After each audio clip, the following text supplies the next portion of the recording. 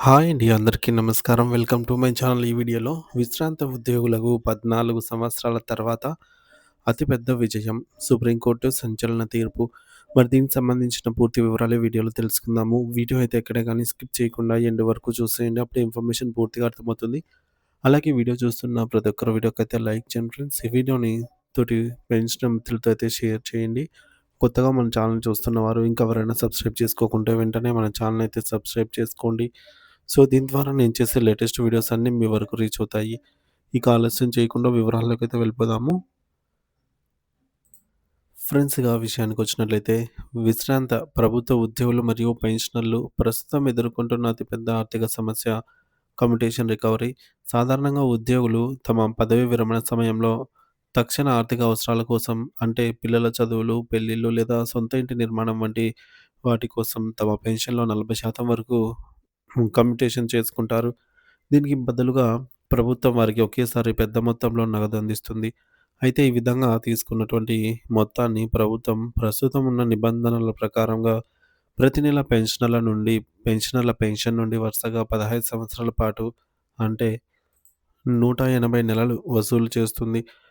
So, ఇక్కడే పెన్షనర్లు తీవ్రమైన ఆర్థిక నష్టాన్ని చవిచూస్తున్నారు. వాస్తవానికి 15 సంవత్సరాల రికవరీ కాలం అనేది ద్రవ్యోల్బణం, మరణాల రేటు మరియు జీవన ప్రమాణాల ఆధారంగా నిర్ణయించబడింది. 2008లో కేంద్ర ప్రభుత్వం, ఆ తర్వాత 2010లో అప్పటి ఉమ్మడి ఆంధ్రప్రదేశ్ ప్రభుత్వం కమ్యుటేషన్ పట్టికలను సవరించాయి. ఈ సవరణ వల్ల కారకం కమ్యుటేషన్ ఫ్యాక్టర్ అనేది 10.46% 46 నుండి 8.371కి తగ్గింది. సో, మల్టిప్లయింగ్ ఫ్యాక్టర్ అని కూడా అంటాము ఇది.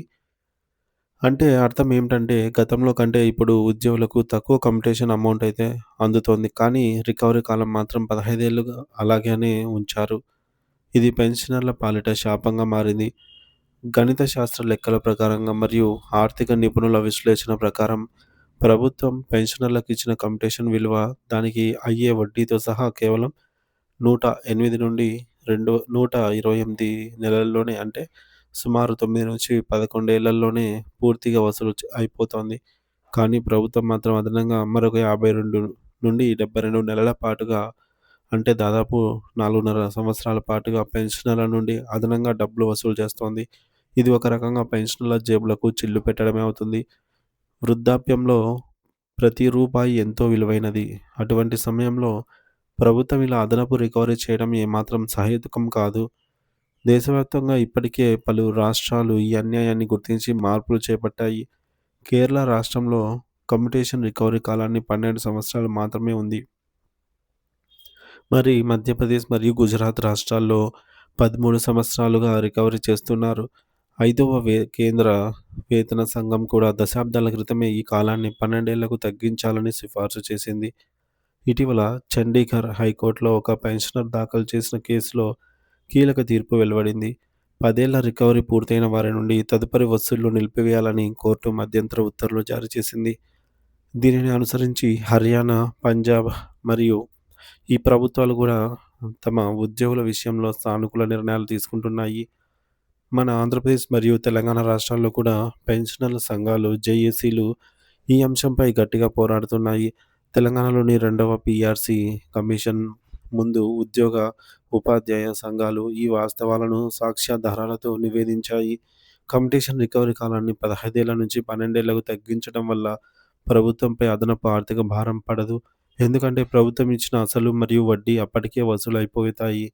ఇది కేవలం పెన్షనర్లకు వారి న్యాయపరమైన వాటాను తిరిగి ఇచ్చే ప్రక్రియ మాత్రమే అవుతుంది.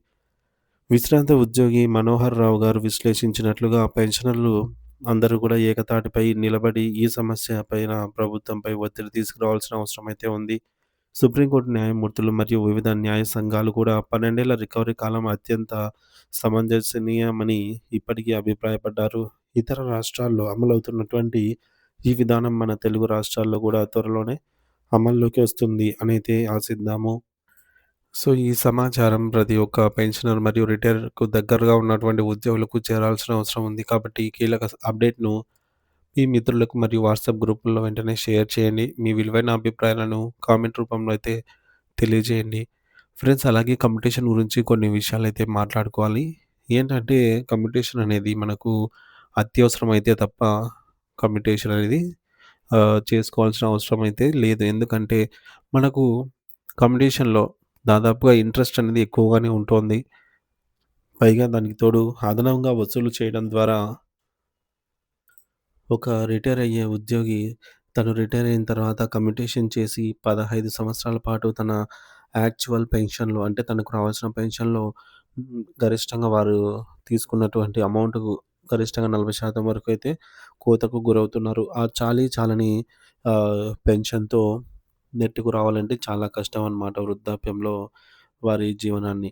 కాబట్టి అత్యవసరం ఏదన్నా పెళ్ళిళ్ళు గానీ, లేదా ఆరోగ్య సమస్యలు గానీ ఈ విధంగా అత్యవసర సమస్యలకు మాత్రమే కమ్యూటేషన్ అయితే చేసుకోండి. లేదంటే పూర్తి పెన్షన్ తీసుకోవడం మంచిది. ఇంకోటి కమ్యూటేషన్ చేస్తే ఒకవేళ మనకు మధ్యలో సర్వీస్ పెన్షనరు ఒకవేళ మరణిస్తే గనక ఇది మాఫీ అయిపోతుంది కదా! అంటే అది చాలా హ్మ్. మనకి ఆహ్, ఇన్సూరెన్స్ అనేది ఉంటుందండి. సో, ఈ కమ్యూటేషన్ మాఫీ అయినా కాకపోయినా పెద్ద ఇదేమి ఉండదు కానీ, సో, మనకు రావాల్సిన ఇన్సూరెన్స్ వాటాలో అమౌంట్ అయితే మనకు దండిగానే వస్తుంది కాబట్టి, ఈ కమ్యూటేషన్ అనేది నెగోషియబుల్ చేయొచ్చు అనమాట. సో, కాబట్టి కమ్యూటేషన్ చేసే ముందు ఒకటికి 10 సార్లు ఆలోచించుకోండి.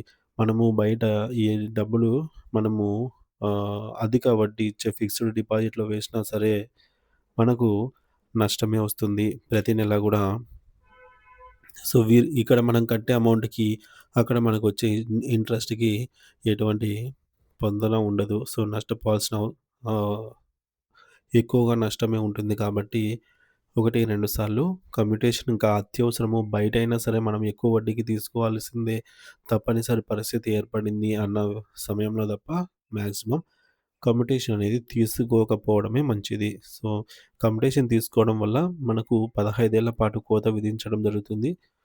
సో, దీనివల్ల వృద్ధాప్యంలో ఎక్కువ అవసరాలు ఉన్నటువంటి ఈ యొక్క సమయంలో ప్రతి రూపాయి ఎంతో ముఖ్యమో, సో, ఈ విధంగా 15 సంవత్సరాల పాటు వీరు తక్కువ చాలీ చాలని పెన్షన్‌తో గడపాలి అంటే పెన్షనర్లకు చాలా ఇబ్బంది అవుతుందనమాట. సో, కమ్యూటేషన్ తీసుకుంటే అమౌంట్ ఎప్పుడో అయిపోతుంది. 1, 2 రోజుల్లోనే అయిపోతుంది. కానీ దాన్ని 15 సంవత్సరాల పాటు మనము భరించాల్సి ఉంటుంది ఆ నష్టాన్ని. కాబట్టి ఆ కోత అనేది 15 సంవత్సరాలు ఉంటుంది. సో, ఈ విధంగా అయితే కమ్యూటేషన్ చెయ్యాలా వద్దనేది మీరు సొంతంగా అయితే నిర్ణయం తీసుకోండి. సో, బ్యాంకు వడ్డీ ప్రకారంగా చూస్తే మనము బయట తక్కువ వడ్డీకి తీసుకోవడమే ముఖ్యం. మంచిది కమ్యూటేషన్ కంటే. ఏమంటే కమ్యూటేషన్‌లో ఉండే బెనిఫిట్ ఏంటంటే సర్వీస్ పెన్షనర్ మరణిస్తే రిమైనింగ్ అమౌంట్ కట్టవలసిన అవసరం లేదు. సో, మనకు మరణ సమయంలో మనకుండేటటువంటి ఇన్సూరెన్స్‌లుంటాయి కదా ఫ్రెండ్స్. సో, అవి సరిపోతాయన్నమాట. సో, ఇది మనకు కట్టనవసరం లేకపోయినా పర్లేదు. అంటే ఇది తక్కువ అమౌంటే కాబట్టి. సో, ఓసారి ఆలోచించండి. Thank you for watching this video.